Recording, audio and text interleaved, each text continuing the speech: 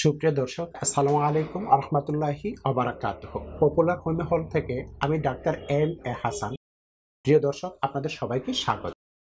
আজকে আমরা যে ডিজিজটি নিয়ে আলোচনা করব সেটি একটি কমন ডিজিজ।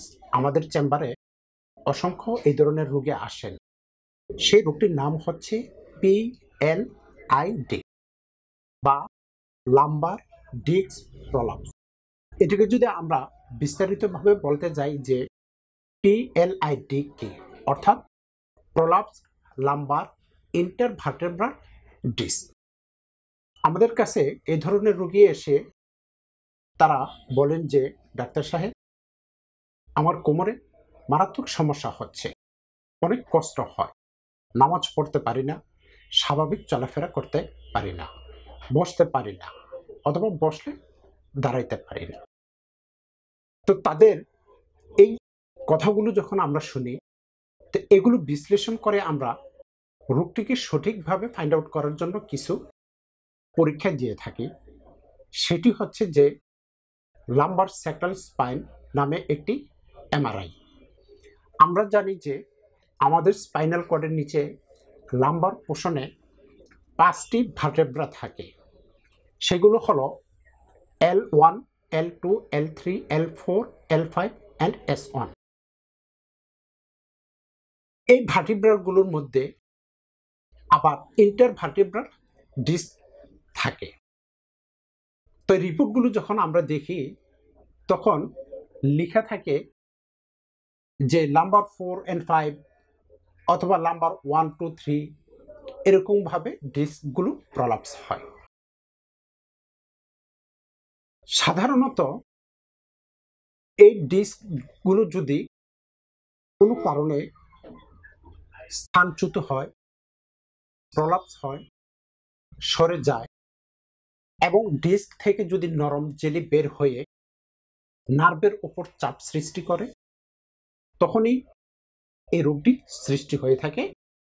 তখন PLID দেখা দেয়। এখন আসি যে কি কারণে PLID বা লাম্বার ডিস্ক প্রলাপস রোগটি বেশি হয়ে থাকে। সাধারণত যারা সামনের দিকে ঝুঁকে ভারী কাজ করেন অথবা হঠাৎ ভারী কোনো কিছু উত্তোলন করেন, তখন দেখা যায় যে কোমরে এক ধরনের কটকট শব্দ হয়। এছাড়া যদি কেউ গাছ থেকে অথবা উপর থেকে স্লিপ কেটে পড়ে যায়, সেক্ষেত্রে এই PLID ডিজিজটি হয়ে থাকে। এবং কারোর যদি দীর্ঘ সময় ভুলভাবে দাঁড়ানো, বসা এবং শোয়ার অভ্যাস থাকে, তার কারণে কিন্তু এই PLID ডিজিজটি হতে পারে।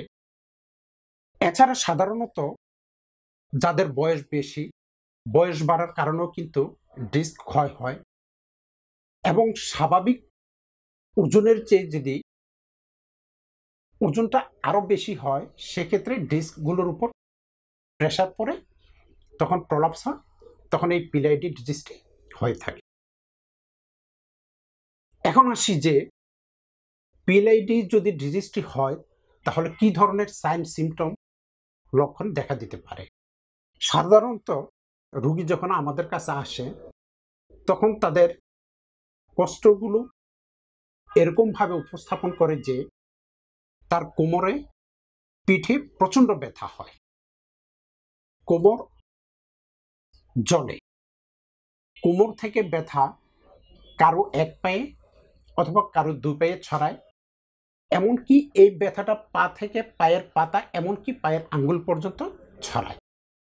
পা ঝিনঝিন করে, অসারত হয়ে যায়, অবশ হয়ে যায়, অনুভূতি কমে যায় এবং পা ভার লাগে। সাধারণত কিছুক্ষণ হাঁটার পরে দেখা যায় যে থেমে যেতে হয়, দাঁড়ায় যায় অথবা একটু বসে পড়ে।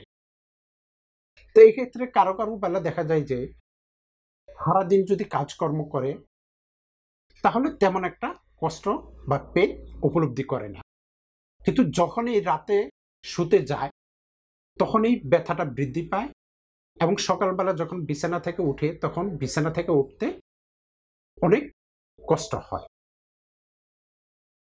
এবং কিছুক্ষণ যখন একটু হাঁটা চলাফেরা করে, নড়াচড়া করে, তখন আবার স্বাভাবিক কিছুটা হয় এবং সামনের দিকে ঝুঁকে নামাজ পড়তে অনেক কষ্ট হয়। দেখা যায় যে ইশারায় নামাজ পড়তে হয় এবং এই ধরনের রোগীরা যদি হাঁচি কাশি দেয়, তাদের ব্যথাটা এত বেশি বেড়ে যায়, মনে হয় যেন শক্ত কোনো কিছু দিয়ে আঘাত করছে। এই সমস্যাগুলোর কথাই রোগীরা আমাদের কাছে বেশি বলে থাকেন। তো এই ক্ষেত্রে যদি পিএলআইডি রোগটি হয়েই যায়, সেক্ষেত্রে যেটি করণীয় সেটি হচ্ছে যে ভারী কোনো কাজ করা যাবে না। হঠাৎ করে ভারী কোনো কিছু উঠানো যাবে না এবং ভুলভাবে দাঁড়ানো, বসা অথবা শোয়ার অভ্যাস ত্যাগ করতে হবে। ওজন যদি বেশি হয় তাহলে ওজন নিয়ন্ত্রণে আনতে হবে এবং খাবার দাবারের ক্ষেত্রে শাক সবজি এবং ভিটামিন ডি সমৃদ্ধ খাবার বেশি খেলে ভালো হয়। বিশেষ করে আমরা বলি যে এই ক্ষেত্রে দুধ, ডিমের সাদা অংশ অথবা সহজলভ্য যে বিষয়টা, সেটা হচ্ছে যে সূর্যের আলোতে যদি প্রতিদিন কিছুটা সময় থাকা যায়, তাহলে এই ভিটামিন ডি গ্রহণের মাধ্যমে অনেকটাই আপনি আরাম বোধ করবেন, কষ্ট কমে যাবে। তা আমি বলবো যে যদি এই পিএলআইডি রোগে আক্রান্ত হয়ে থাকেন, তাহলে একজন এক্সপার্ট অভিজ্ঞ হোমিও ডাক্তারের শরণাপন্ন হবেন। আরেকটা বিষয় হচ্ছে যে আপনি যদি এক পাশে আক্রান্ত হয়ে থাকেন, তাহলে আক্রান্ত পাশে কাত হয়ে শোবেন না। যে পাশ ভালো সেই পাশে কাত হয়ে শোবেন। আর যদি দুই পাশ আক্রান্ত হয়ে থাকে, তাহলে একদম স্ট্রেট সোজা হয়ে শোয়ার চেষ্টা করবেন এবং অতিরিক্ত নরম বিছানায় শোবেন না। শক্ত বিছানায় শুলে পিএলআইডি রোগীদের জন্য স্বাস্থ্যসম্মত। এই ক্ষেত্রে দেখা যায় যে অ্যালোপ্যাথি ডাক্তারের কাছে যখন যায়, প্রথম দিকে তারা ঔষধ দিয়ে থাকে। কিছুদিন খাওয়ার পরে তখন ডাক্তার বলে যে আপনাকে অপারেশন করতে হবে। আমরা অসংখ্য এই ধরনের রোগী পাই যারা অপারেশন করে আরো বেশি অসুস্থ হয়ে পড়েন। তখন দেখা যায় যে স্বাভাবিক চলাফেরাটা পর্যন্ত তাদের কষ্ট হয়ে যায়। এমনকি কারো কারো ক্ষেত্রে এমনও অভিযোগ থাকে যে বাউল মুভমেন্ট এবং ইউরিন সেন্সেশনটা, অনুভূতিটা কমে যায় পর্যন্ত। আমি এমনও রোগী পাইছি যে অপারেশন করার পরে তার প্রস্রাব হচ্ছে কিন্তু সে কিছুই অনুভব করতে পারতেছে না। তা আমি বলবো যারা পিএলআইডি রোগে আক্রান্ত, আপনারা যদি একজন এক্সপার্ট অভিজ্ঞ হোমিও ডাক্তারের শরণাপন্ন হন এবং কিছুদিন যদি ওষুধ সেবন করতে পারেন, তাহলে এটি অ্যাকুইট পর্যায়ে থাকুক অথবা ক্রনিক পর্যায়ে থাকুক, হোমিওপ্যাথিক চিকিৎসায় এটা সম্পূর্ণভাবে ভালো হওয়া সম্ভব এবং সবচেয়ে নিরাপদ, যে লিভার, কিডনি, হার্টের কোনো ক্ষতি করবে না। তাই হোমিওপ্যাথিক চিকিৎসা গ্রহণ করুন, সুস্থ জীবনযাপন করুন। আজ এই পর্যন্ত। আল্লাহ হাফেজ।